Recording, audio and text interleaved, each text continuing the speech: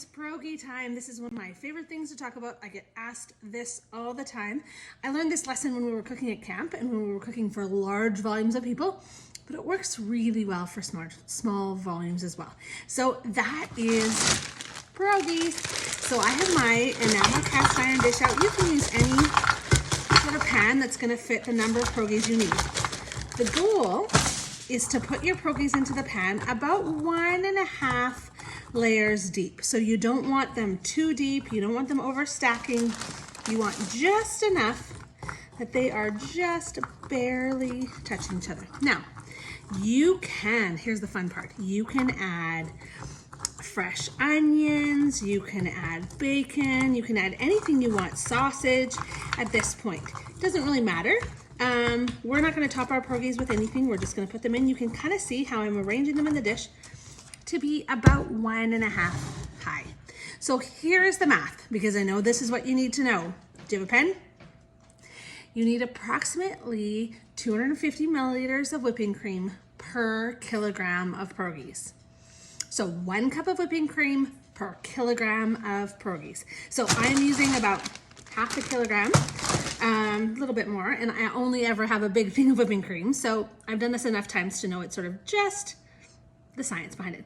The goal here, and this is my favorite part of the gal who taught me to do this, says that the goal here is just to lightly kiss each of the pierogies with some whipping cream.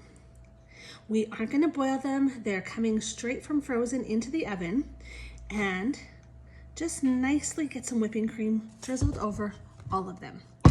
Now, salt and pepper, again, whatever kind of sausage or bacon or whatever you want to put on them. I'm going to put some salt and pepper, and then I'm going to put some of our 3 onion rub, a little bit on top there. Now, this is the other trick to them. Grab a piece of tin foil, and you need to get this tin foil on really tight. Imagine it's like rice. You want the air to not escape. You want these pierogies to kind of steam in there while they cook. So you want the tin foil nice and creating a nice tight seal.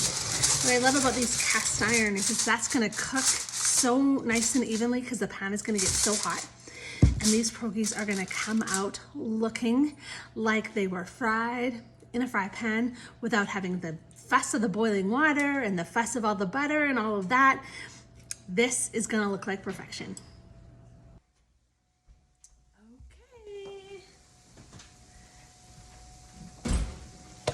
Here they are. So I took the tin foil off and put it back in for a couple of minutes just to get that extra brown and crispy on the top. But can you see how the bottom is nice and brown? You can see it bubbling up there in the center. That is the sign that they are done. So these were about 35 minutes at 425. I guess I didn't tell you that at the beginning. 425 for, depending on the size of the dish, anywhere from 30 to 45 minutes. And they look like they're fresh, fried out of the fry pan.